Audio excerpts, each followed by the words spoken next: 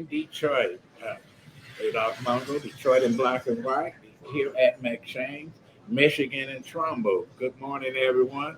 Good morning, Vanessa Moss. Good morning, Adolph. Good morning, Allan. Good morning to those that are watching Detroit in black and white. If you're watching this morning, we'd like for you to press the like button, subscribe, and share. And don't forget to hit the notification. Okay. Allan, good morning. Good morning. Good morning. Well, let's get right into it. Outrage of the week, Vanessa. Well, my outrage of the week is what happened in New York. The young man that had left a wedding, he and the young lady he was with, he's at the bus stop trying to go home. And this 18-year-old stabbed him to death. I saw that. They captured all of this on the camera, right? And threatened to stab the young lady that he was with. The young man that was killed was 32 years old, and he was an activist, and he was working to strengthen democracy here in the United States. It is outrageous that you would have somebody who's minding his own business and you just go and kill him. Clearly something's going on in the head of the 18-year-old. And I know that there's more to the story, because I was like, did he know that he was going to be at the bus stop? Did they know each other? I don't know what it is. Didn't look like. But the fact that he looked at him wrong. And people get upset. Why are you looking at me? Well, that's what people do. That's true. Let me tell you, about 4 weeks ago, I was walking in Greektown on my way to court. And there were some ladies. And it was like, be careful going by, because this guy just knocked somebody out. He didn't know the person or anything. So they were standing there waiting for the police. So you're absolutely correct. But you talk about outrageous and sad. Very, very sad. The trauma that this young lady experienced watching the guy that she's out with now you got getting stabbed to death. 25 million hits of people watching the death of her friend. Allan, your outrage of the week. It reminds me, there was a story in the Washington Post about a guy living in Southwest DC. Uh-huh. His mother, I think, lives here in Detroit. He broke up with his girlfriend. She lived somewhere else. She bought a gun somewhere else. She flew because he didn't want to talk to her anymore. He had 3 kids. Mm-hmm. He had a trucking company, he had like 3 trucks or something. And she came to his house in Southwest DC, knocked on the door, and shot him like 5 times. Oh my God. Yeah, and she was so obsessed with him, she would call the relatives and say, "Hey, help me out. Why did he break up with me?" And he just said, "I don't." And his daughters told her, "Hey, he doesn't want to be with you. Just back off." And she flew and bought a gun 2 weeks before, which is just another whole gun thing where you can just get a gun and do what the hell that just goes to show those of us that are single. You got to be careful with who you interact with. That's just crazy. He was in a relationship with this woman, broke up, and then she decides that she's going to kill him because he doesn't want to be with her. Or the wives. One story where a guy was separated from his wife, 2 young kids, went to court to get the custody of his kids. She had the kids, killed the kids and herself. So, it's like, what are you going to do? My outrage is against Grandpa, President Joe Biden. He going to build a wall. Man, he playing right there. Obviously you didn't. I know. I don't even want to. I know the whole story. He has to follow the law. It was already right. When he's supposed to not follow the law. Yeah, because they don't follow the law. So I know what you're saying. But the whole point of it is, here we got an idiot that's been indicted 119 times, whatever, and the polls say it's a close race. The Democrats still can lose this. As you say, polls don't vote, number one. Number two, listen, I haven't got been 70 polled. million people. I haven't been polled. There's a lot of people they ain't going to poll you. I don't believe it. They ain't going to poll you. I don't believe the poll. Well, keep believing it. Because I know what I said. Okay. Don't listen to what I said. Just listen to what I tell you to do. No, you're supposed to drink the Kool-Aid. No, not at all. I'm not drinking your Kool-Aid. Well, you've been drinking some Kool-Aid. No, you drinking somebody Kool-Aid. I'm sucking on some balls this morning. Well, That's their Kool-Aid. You know Whatever. that gives you cancer. Whatever. Don't You listen know to him. But anyway, Don't listen to him. I do have some questions. I'm curious about the border. I mean, I think you had the head of Homeland Security say we have an emergency here. They need to repair the wall, but they also said, what the hell? I mean, I don't know why. First of all, they don't send troops down there to help out, and second of all, they need to hire like probably 100 magistrate judges to process these people. Either they come or they go, they get to stay or whatever. Look, we have a worker shortage in this country. If we could process some of these people and get them in to jobs, America would be better off. But it's just a mess down there. Your favorite senator from West Virginia said, Joe Manchin. Joe Manchin. He said that West Virginia need thousands of those immigrants. Right. And but I've always been an advocate of bringing the Haitians over, anybody that's a refugee. We got all this property here in Detroit and stuff. And you see what happened in Hamtramck. They just got a pipeline to Pakistan, Bangladesh, and Yemen. There's a lot of so people. they But look, they created Bangalatown. If you go, it borders, it straddles Hamtramck and Detroit. They have a whole community there of Bangladeshi stores and stuff. And then they brought their prejudice and their bigotry here with them too. Listen, I have no problem with immigration. I do have a problem with people not following the law. You just can't come over here and do what the heck you want to do. There's a process. And if that process is broken, guess what? We voted people in, you fix the process. That's the bottom line. I'm also a person that advocates you got to take care of home before you go reach out taking care of other folks. Well, we have. I mean, they're interviewing people on the news from all these communities who are saying we're being flooded with immigrants, and we, social service agencies, Right. we don't have the money. Right. The federal government's not doing anything about it. It's like it's a problem, and Joe Biden is in office. Is that He needs to be the guy. going to be one of the main issues? I think it is. It's going to be. Yeah, I think it is. I think it is an issue. I mean, look, New York City. I mean, the mayor in New York is. But I find it ironic. I find it ironic that when a lot of immigrants come over here, and the Republicans don't want them here, etc. But yet they become citizens or whatever. They can vote stuff. They go vote for these same crazies who said build a wall and put barbed wire. Let me ask you this, because you said the Republicans. Do you think that they really don't want them here, or do you think there's a process they need to do it the right way? Because I remember reading, this is a few years ago, I don't forgot who the person was, but he had an immigrant working in his house, cleaning up his house. Right, but it's never done the right way. It's never done the right way, because when they had the Cubans coming over here, as long as they reached shore in Miami or Florida, the Coast Guard brought them into the country. Now, here's the Haitians, same stuff. The Coast Guard take them right back to Haiti. Mm-hmm. But listen, the immigration policy has never been right. Mm-hmm. So, you think they're going to get it right overnight? No, they're not going to get it right overnight. There's no question about it. Did he do his outrage? Did you do your outrage? Yeah. Well, I did. I do have another on. one. I kind of piggybacked on yours, but I have one. We were talking about it before the show. You see, he's so organized. He done printed it out. I know. He has his notes. He got his notes. Congresswoman. There's something down in Georgia.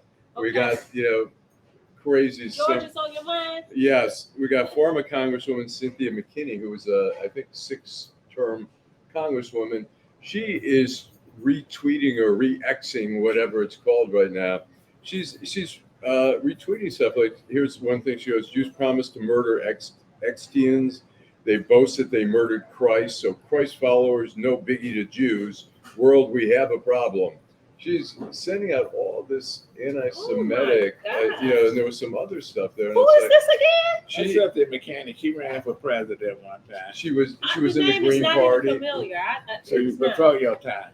So what? She was doing my time. And then she goes, Jews in Israel love trafficking organs, children and women, murder, slavery, black and white, genocide, Muslim, other countries, worldwide lies, manipulations, pedophilia, and sex. It's like. How old is this lady? She's all right. You're younger. She's 68.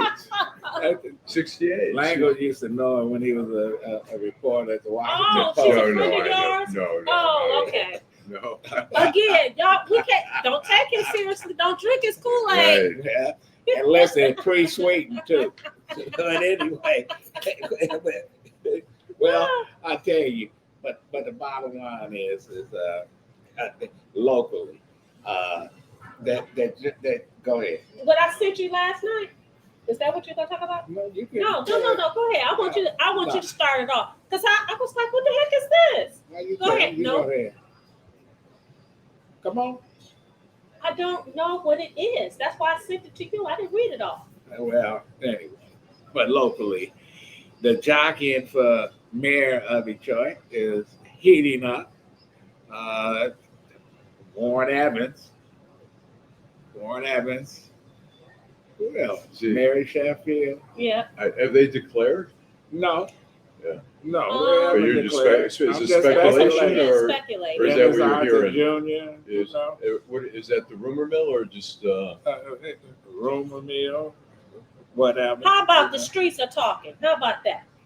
well, I mean, there's It's always more than- speculation. it's Look, just- there's speculation that It's more than just them. that It's who Duggan- else? that Duggan's gonna You run. said, When Duggan wants to governor. run for governor, Garland Gilchrist Archer, want to, right? yeah, Archer, mayor, yeah, the son. right. Who else? It was somebody else.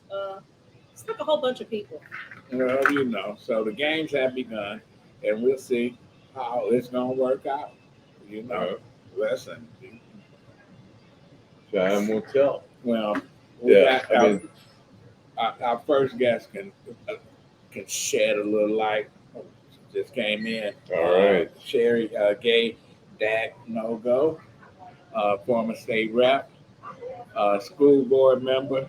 We're going to be talking about one of my favorite subjects, redistricting, how it Impacted. impacted Detroit. Detroiters. Just, it just killed. Don't Detroiters always get left with the short end of the stick? Well, Detroit is like Chrysler.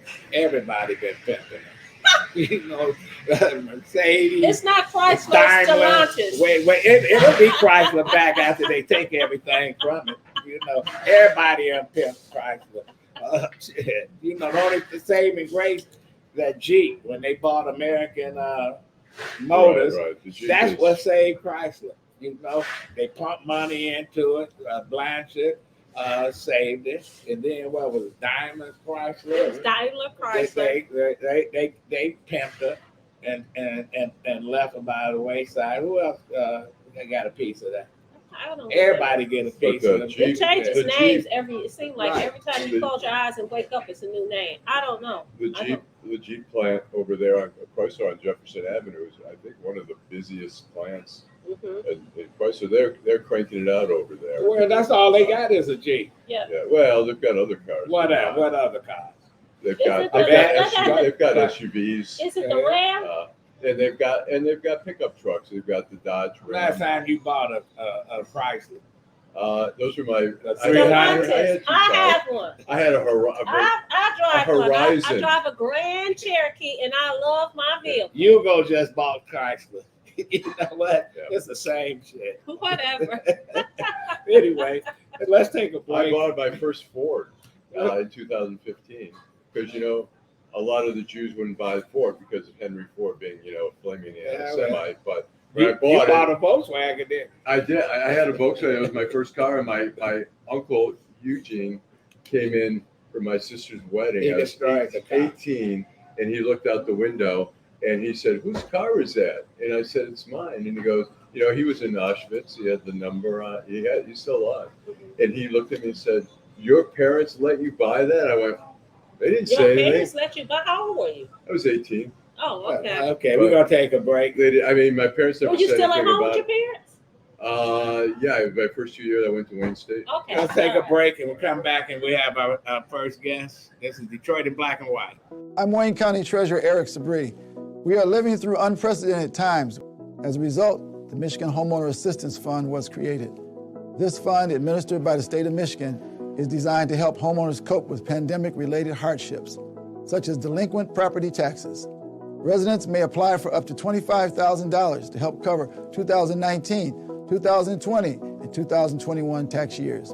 Previous year's taxes must be paid in full or in a payment agreement with the Treasurer's Office.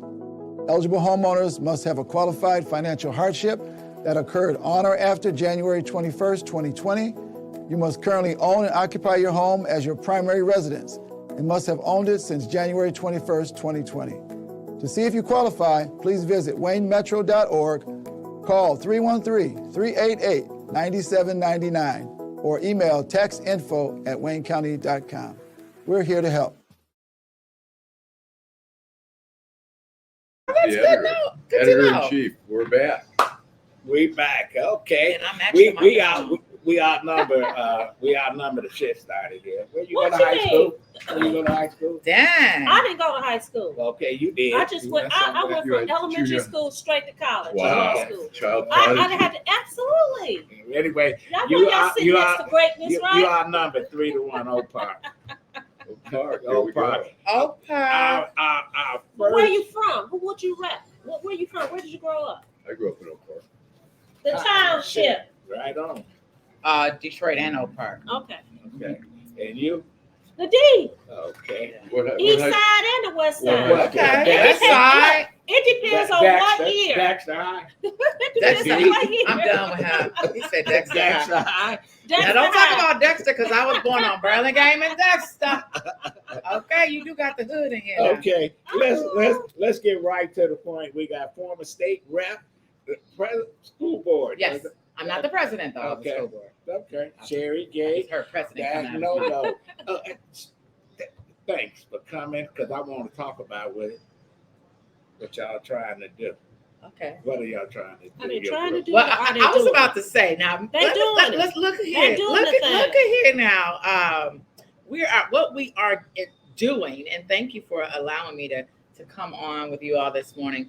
What we all are doing. 20 plaintiffs have filed a lawsuit in the Western District Court to basically defend and protect the Voting Rights Act that was passed in this country in 1965 to ensure that African Americans have an opportunity to elect a candidate from their community that reflects their interests, their values, their culture, their norms, etc., and to also address the malfeasance, I will say, of the Michigan Redistricting Commission, which has violated the Voting Rights Act and the 14th Amendment equal protection laws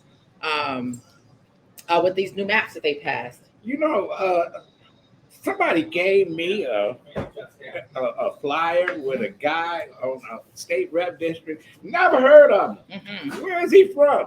Guess what? He represents part of Detroit. Yes. In Highland Park, and he all the way in Madison Heights or Yes. somewhere. Yes. So let me just say this. We have now 22 legislators that have a piece of Detroit that, and only 7 members live in Detroit. So when you think of the Detroit caucus of old, Coleman Young, Morris Hood, Carolyn Cheeks, Kilpatrick, yes, and so on and on and on. You think of people who, Teola Hunter, who lived in the city, who loved the city, who understands the city, and embodies the essence of the city, the spirit of the city, fighting for the city when they went to Lansing. We had a chance and had a press conference on Wednesday where the Honorable Teola P. Hunter was there and spoke about this very issue and just lend her expertise in history, even after the press conference, to a group of about 15 of us, talking about how they used to go up, even though they served in their respective districts, that they all fought for the city. And it was just to hear this historical moment of how she reflected on policies that were put forward by the Detroit caucus at that time is a story that truly needs to be told. So I hope that we can get your podcast to interview the Honorable Teola P. Hunter. Well, I would love to. It must be told. We need a documentary. The way we were just all at pause listening to her pour out her heart about how important this is. And so this is So, serious. so Democratic Party threw Detroit under the bus to get control of Lansing. Absolutely. That's right. Absolutely. And let me just say this. I went to CBC, the Congressional Black Caucus, week before last, and I went to Congresswoman Terry Sewell's from Alabama, her redistricting panel and conversation, where I was able to meet the plaintiffs from Allan v. Milligan, the case out of Alabama that was just victorious. Right. They just received their new maps on the same day we had our press conference for two majority congressional districts. And so I have to say that I'm shocked. I'm shocked that, number one, that the Democratic Party, its leader, its chair, Lavora, and all the Black men and women leadership across this state that have remained silent while Detroit becomes the stepchild, the help to our party in more ways than one, because the majority was only gained on our backs. Right. The whole construct of redistricting, the violations exist anytime you pack a city and diminish the voting power of the Black voting bloc. Right. And this is textbook violation. Well, the mayor said and they had nothing. Oh, well, absolutely. I'm not shocked. And it's shameful that when you go to these discussions across the country, people look at you like you're from Detroit. Right. How did that happen? Right. How is it that a city that is predominantly African American, 80% African American or more, and you now don't have an African American mayor, you don't have African American Congress people, you don't have an African American in the Senate, and in 2024, the 5 seats that once were African American seats in the Senate, there will be no Black state senators. And people are not, I don't know how anybody's not outraged about that. And and I'm so grateful that I have a chance to share some of that today with your viewers, because we should all be lined up. When you say what we're trying to do, we all should be lined up doing this, because what are we? What have we become?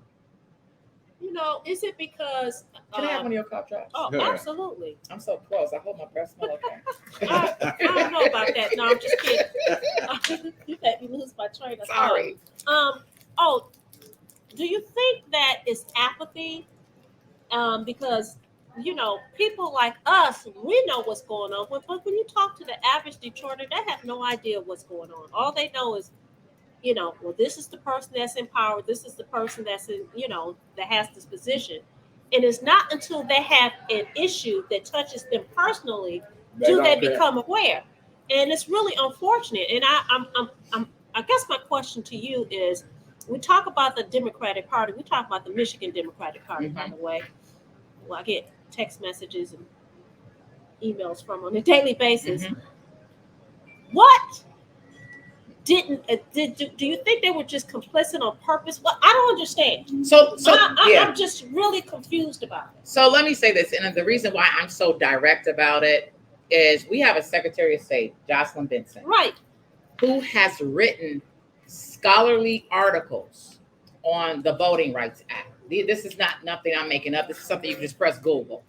Okay. And so to have a Secretary of State whose very campaign was built on the protections of the Voting Rights Act and making sure that everybody has a right to vote. I mean, if you remember her campaigning all the time, what did she talk about? She talked about her husband that was over in the military and making sure that he had an opportunity to vote. Right.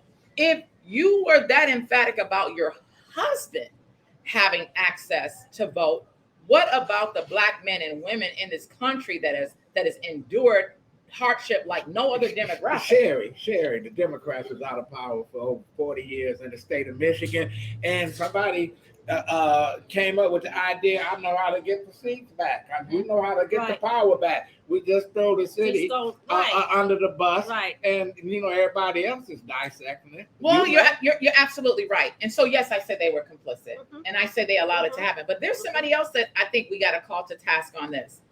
Eric Holder. I coordinated and hosted an event when our now governor was running for him to come here over on the northwest side of Wayne County Community College. I'm disappointed at his stance on this. It seems like somebody negotiated something at the expense of Black people, and they know full well if you're an advocate for Voting Rights Act. I mean, I was no expert on this. It's just once I learned what had happened, I had to become a study to understand why this is so egregious. And it really is egregious. We should at least, regardless of what the census was, and the game they played, our mayor was silent during the whole census. Everybody who got the contracts to run the contracts for the census, they did what they did. The numbers fell short. Nobody was protesting until it's too late. Right. And now redistricting has taken place. And so we're supposed to stay stuck with these seats for the next 10 years? Well, we see in Louisiana and Florida and Alabama where this conservative Supreme Court say, oh, no. You can't just wipe out a district where it's 40-50% African American and just dilute it all the way, make sure they can't elect anybody to represent them. And now in Michigan, here the Democrats came into power, everybody was celebrating, and all of a sudden Detroit just been split up like you take a cake, and that was Detroit. But then you had 100 people want a piece, right? So what you gonna do? You just gonna start? Everybody got a piece. Everybody got a piece. There's Right. no way in the world we should have a Senate seat that has a piece of Detroit, Wayne County, Oakland County, Right. and Macomb County. Well, Right. I tried to protest that, and I was told to stay out of that race. Well, she's an up and coming rising star. Who I is say that? bullshit. Who Who is you that? talking about? Who you think I'm talking I about? don't know. That's what I'm asking. That what's his name that ran for Marshall Bullock? Yes, McMurrow. Oh, yeah. Okay, McMurrow. yeah. Okay, McMurrow. yeah, I remember I don't that. even Yeah, want to say that right, name. right. So They had on Right. national TV. Right. Right. Right. But see, that's what they do for white women. I served as a Detroit caucus chair. I rallied my caucus to support 2 women while serving in the legislature. And people get uncomfortable when I say this, but white women will never, have never supported Black women to the extent that Black women have supported white women. No way.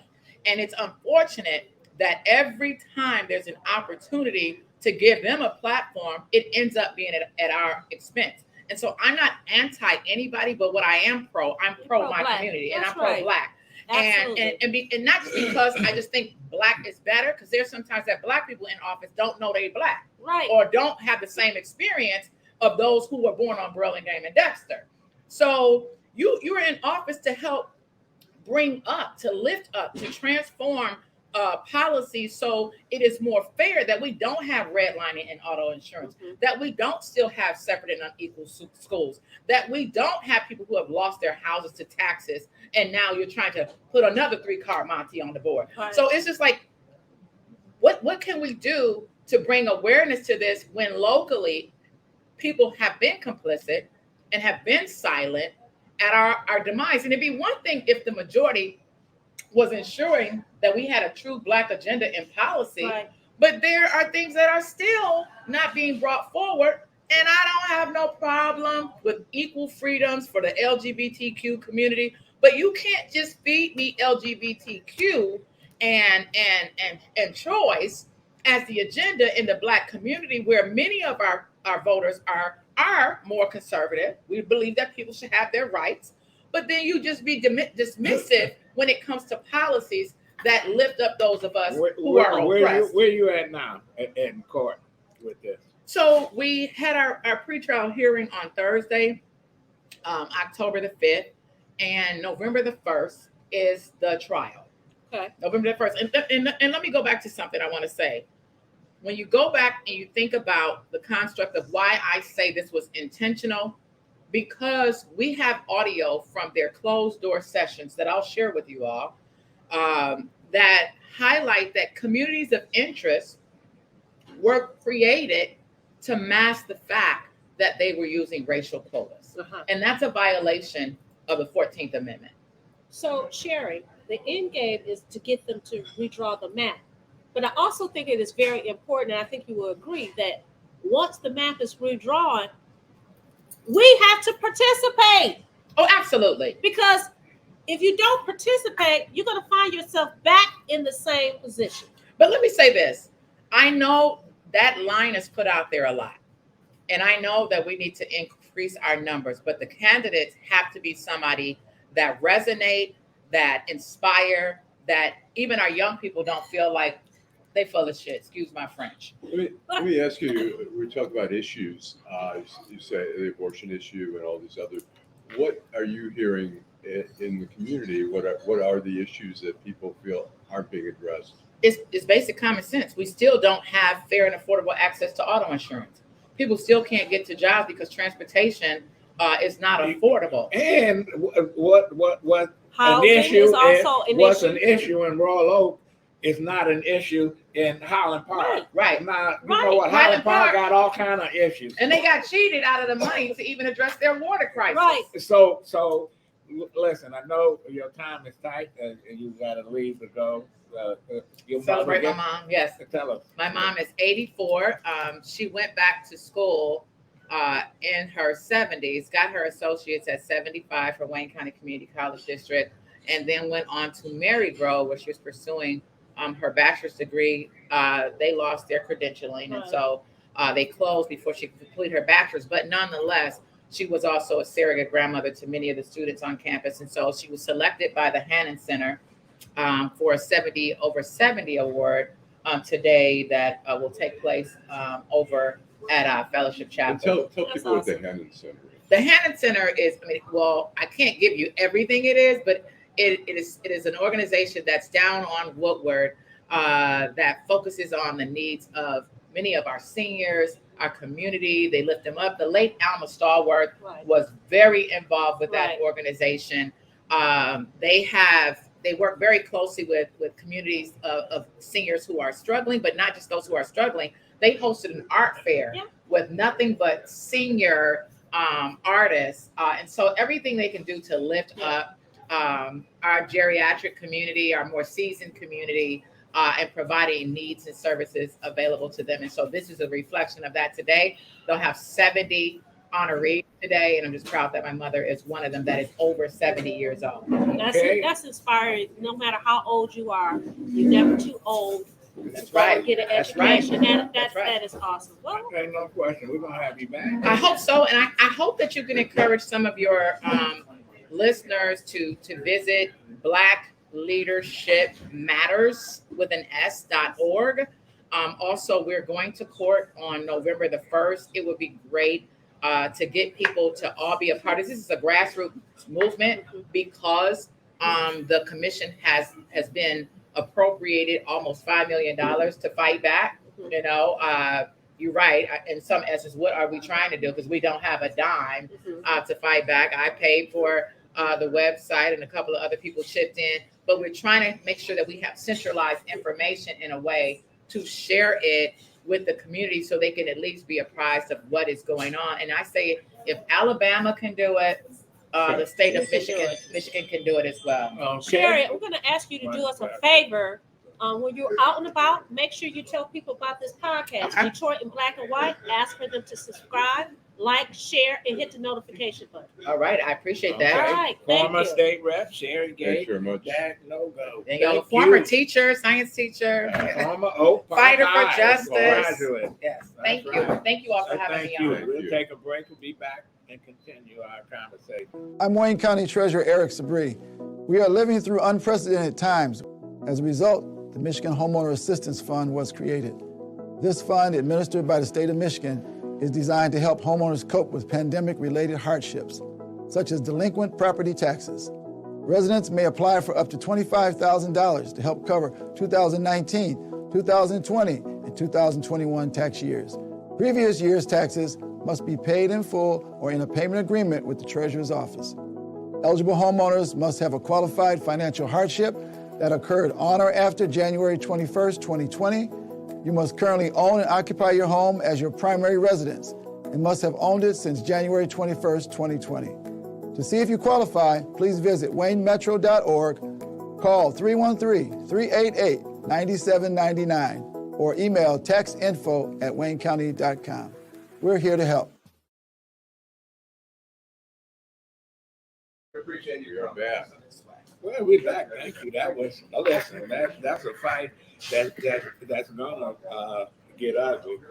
I tell you, but like Sherry said, if Alabama could do it, Louisiana and Florida, the people trying to, the way they do these districts and make sure there's no competitiveness in a lot of these I places. see that too. Yeah. She's been out there. Oh, really? Been there for a while. For a minute, We've got somebody yeah. outside who's doing some dancing. She's dancing and talking. Well, we at McShane's. I see. I live in Corktown, at McShane's and Michigan Avenue. But you know what? If some of these people need medication. Yeah. Some of these folks need absolutely. no mental facilities and stuff. But you got to be careful because you can't turn your back on. Right. But anyway, let's go to our next guest. He's a former prosecutor of Macomb County, former judge. Right. Should have won 2 years ago, but the Democratic Party, I don't know what they were thinking. Carl Marlinga, you're back. How you doing, Carl? Good morning. Good to see you guys. You've done 5 million things in one lifetime. My Wi-Fi just kind of went out for a second. I'm sorry. I apologize for that. I hope that this doesn't continue. I'm sorry. What did you say, please? Well, you say that you have done so much in your lifetime. Why would you want to run? Well, that's a very kind question. Look at the fight isn't over. I mean, if as long as Donald Trump continues to be a threat to our democracy, as long as people are seriously talking about restricting voting rights and making it harder for people to vote at the polls, as long as we don't have a real commitment for clean air and clean water, and we don't realize that not everybody's on the same economic level, that there are people who need, daycare in order to be able to hold a job, that there are inequities in the society that have to be addressed. As long as those problems remain, I think any person with a conscience has to say, if I can contribute something, I'm going to do it. And so, it's been a happy life doing some good things, but as soon as you say, I've had enough, it's over, that's when you start dying. So, Carl, you barely lost. It was a razor-thin victory for your opponent. He outspent you 5-1. Why is it that the Democratic Party, was it because Andy Levin said they can't win the district, that they didn't back you more? What was going on there? Well, I mean, that was basically it. I mean, he not only said that the district was not winnable, he kind of proved it by his actions. He decided to move in, or to run in the 11th against Haley Stevens, which I think everybody knew was going to be a meat grinder of a very difficult primary for him. He chose a very, very tough race over running in the 10th district. And so in addition to his words, if you were a Washington insider, you would say, well, this guy surely wouldn't have taken on Haley Stevens in the 11th if he had any chance to win at all in the 10th.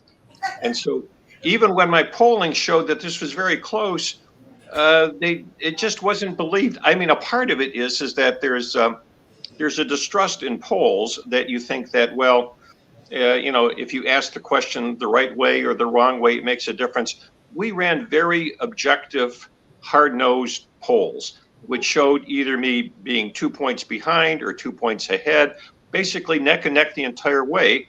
But the wise people in Washington just thought, well, this can't be right because obviously this is an unwinnable seat. I proved them wrong.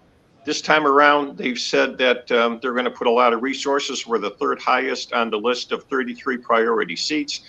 So next year, I'm sure it's going to be different. What are you going to do that's different? Say what? What you going to do that you didn't do the last time? Well, look, I didn't have enough money, first of all, to do everything I wanted to do. But in terms of the ground effort, I'm going to make sure that with, it's particularly, I have to talk about it on this show. My whole history has been one dedicated to civil rights, to equality.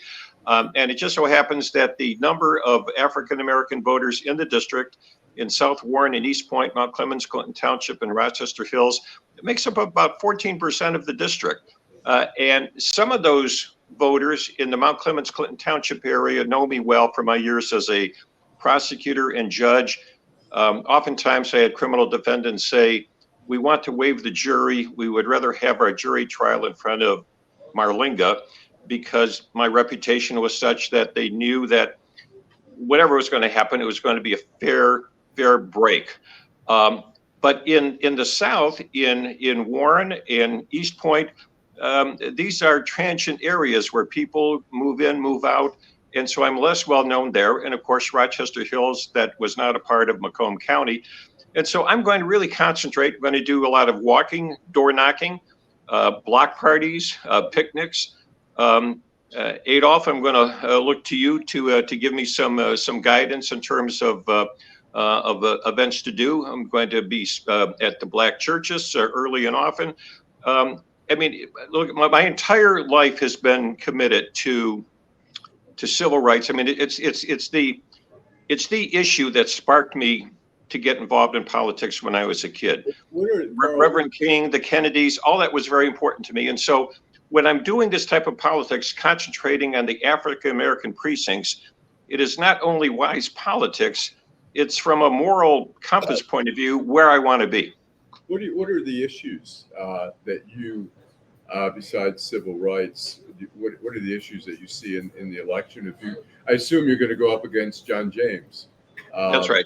What are the issues? And then my second question is going to be, how is John James doing in Washington? Well, I mean, I can kind of combine both in the same answer.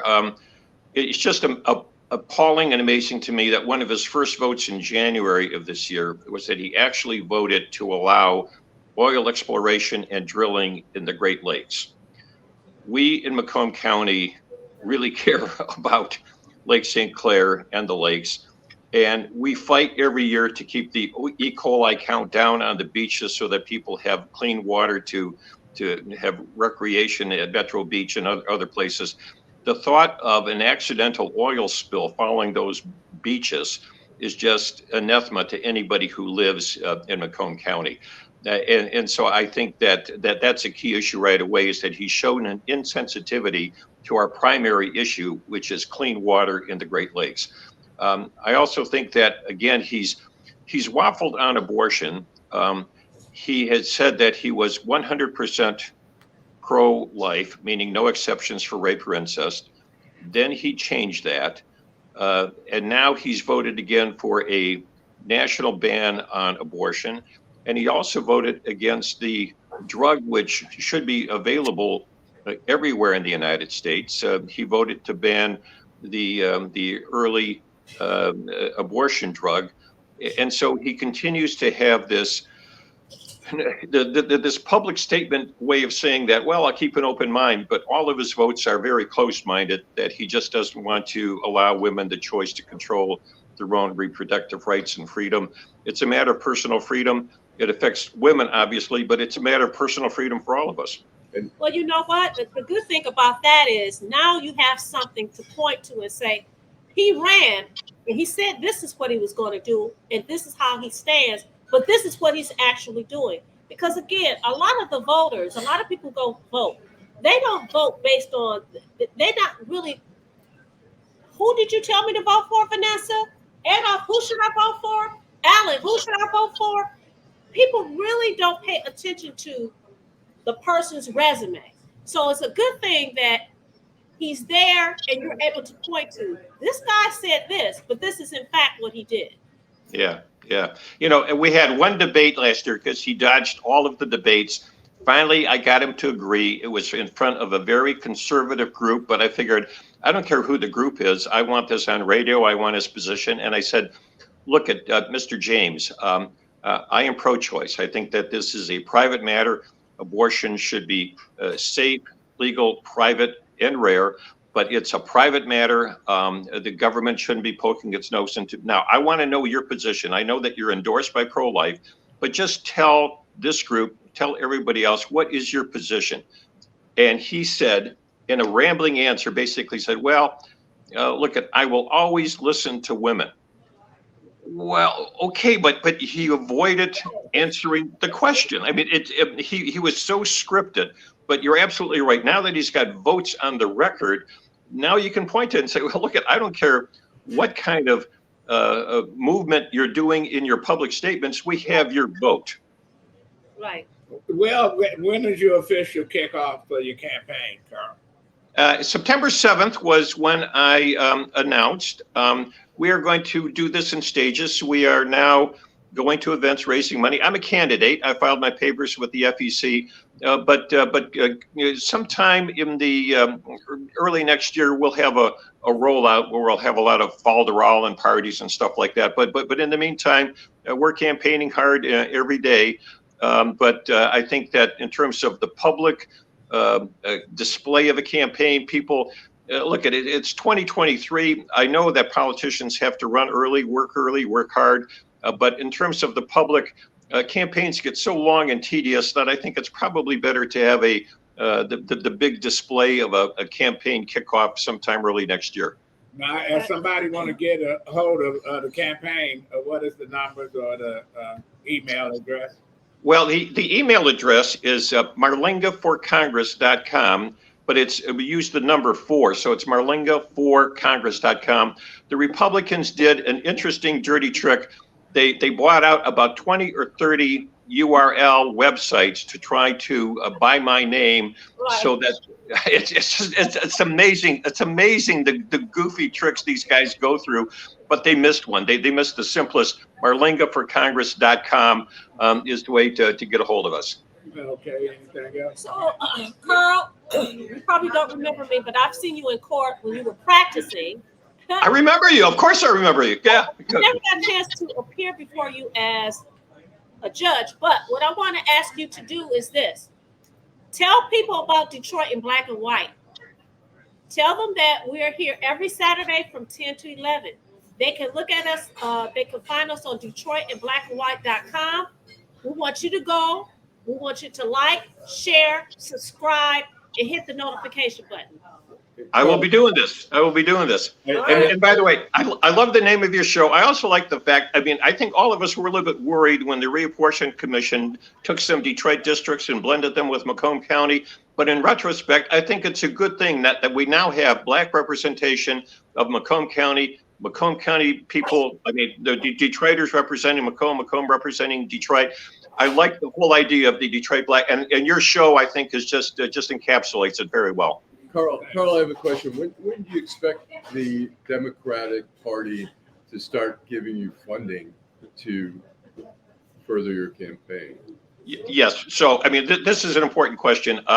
Look, there still is a primary to get through, but the Democratic Party has indicated that this is the third highest on their list of 33 priority seats to move from red to blue. And so there will be funding, but that funding really can only come in after August of next year because we got to be respectful of the primary process. There are other people that put their names in. Good people, they have a right to try. I expect I will win, but everybody has to be treated equally at this point. Between now and then, it is my job to raise my own money, do my own campaign. But in the fall of next year, there will be significant dollars coming into the district, not only from the Democratic Party, but once you're on a designated list of candidates, you can call people all over the country, people who have agreed in advance to, when called, they will max out on campaigns. So there's a significant amount of dollars that will come next year. Okay, we're gonna have you back on, Carl. Thank you. I love it. I love it, guys. Thank you so much. Okay. And we're going to be talking, and that was a great article in Metro Times. Oh my God, wasn't that? Oh my God, it kind of like brought back a lot of great memories of when I was starting at the prosecutor's office. Yeah, that was great. Good. Well, good luck. Thank you, Carl Marlinga, candidate for Congress. Thank you. That was great. All right. Carl been around. a long time. Democrats threw that seat away. Yeah, I think All John they had to James. do was All put right. some money Give in some it. money, give them some money, and that's it. But Andy Levin, that asshole. You know, I mean, the Either odd one. thing is, I mean, Screwed look, up. Andy Levin is it's regarded as more progressive than his dad, but his dad had part of Macomb as part of his district. Listen, And he's telling the Democrats you can't win that district. Lengel, let me tell you this, a little history. His father was a congressman out of the old 17th district in the west side of Detroit, Rosedale Park. Right. They redistricted out of there. He followed right to Right. Southfield Right. and went there, got elected, and then he stayed there so forever. They redistricted that district. Right. Guess what? He followed that. His son I don't was want to do what my born, who was daddy born did. on third base and thought he hit a triple. I don't want to do what my daddy did. I'm going to carve Right, my own, right. my He own got path. he got carved And you up. lost. He got carved up like a turkey. You know he was in Color Purple. When Miss Seeley said, "Whatever you do to that turkey, I'm gonna do to you." Well, I'll tell that's you what Haley what. Stevens did to him. I'll tell you what happened is that he did not see it coming, but Haley Stevens was considered more favorable to Israel, and the She was more Jewish money, than he was. the Jewish money came in and decimated him, Right. and he didn't see it coming. She got a funny look. I'm scared of her. Yeah. She come out there anyway. Lord, It's have been a mercy. great show, I tell you. I'll go to you, Vanessa. Shit We got started. 9 more minutes. Yeah, we gonna talk. Okay. Yeah, You going to me for what? I want Well- you to tell me about that image you sent me, Cynthia I'm Johnson. not going to talk about it Why because not? okay. So Come on. for our viewers, I'm always on social media. I should say always, but I was was on social media, and Cynthia Johnson, Former state rep. former state rep, is a friend of mine. So I looked on her page and I was like, what the heck is going on? She's calling out Coleman A. Young II, and she's calling out Joe Tate. Talk about how, basically how the city of Detroit has been, they're sellouts for the mayor Okay. of the city of Detroit. And then I saw that she was on CNN. So what I did was, because I was like, I'm not going to read all of this, I sent it to you. Did you read it? No. Okay, so what? I can't talk about something I didn't read. All I know is. All I had to do was look. I'm a visual person. Okay, so what did you see? There was something about the something land tax. Something I didn't want to read. It was something about the land tax Listen, and people being able to buy these parcels of land. she got kicked they off said- the ballot. You know what? I'm just telling you. Okay. You know what? Our political system inside the city of Detroit is fucked up these days. Telling you, here we got redistricting in court. Right. I can just talk about how the city council is just a rubber stamp. Basically, that's what she said. Well, she's right in that sense. Basically, that's And what then she said. and then you have a council person whose whole staff is made up of relatives. I'm just telling you. The mother is the chief of staff. Aunt, they're all on there. It's a family affair. So It's a family affair. It's chaos. The city reminds me of when Charleston Heston, when they took that muzzle off him in the Planet of the Apes. He said it's a madhouse. But anyway, that's what I think of it. Okay. All right. Okay. Okay. So I don't have anything else to say. Except that Maybe we should get her on. Maybe we should get her on the show. Maybe so. Yeah. That'll Well, I'll be reach out to good. her and tell her to come on the show. Okay. Maybe we can get her next weekend. Your final thought. My final thoughts is, look, it's fall for real, y'all. Everybody that I talk to has the sniffles, allergies. I mean, the weather just changed like this. But we get a chance to enjoy the fall weather. The harvest is this Saturday down at the Dequindre Cut. I plan on going and enjoying that. There's always something to do in the city of Detroit. If you're watching, tell your friends about Detroit in Black and White. You can go to DetroitInBlackandWhite.com and watch all of our podcasts. You can also see us on Facebook. You can see us on Twitter. Oh, no, it's not. It's called X now, right? And you can see us on the gram. But if you're watching, like, subscribe, share, and always hit that notification button. Okay. And we also do have a website, DetroitInBlackAndWhite.com. Every episode is there. You could also listen to us on any of your platforms. He's showing his That- age because I said it. I know. Yeah. Go ahead. Did you say it? Did you Yeah, say I it? did. Okay, I'm sorry. And I want Jim to come here All for a right. second. Jim. Hey, I need where that. am I? Wait a Hello, minute. Jim. Where am Here I? comes the resident Right. from Trenton who starts a lot of shit. But anyway, the Victory Gym. Tell us it moved and about the veterans can join free of Yes, charge. the Victory Gym is now on 4th Street in Wyandotte. So it's a gym for veterans, for police and fire, first responders, emergency doctors are all free.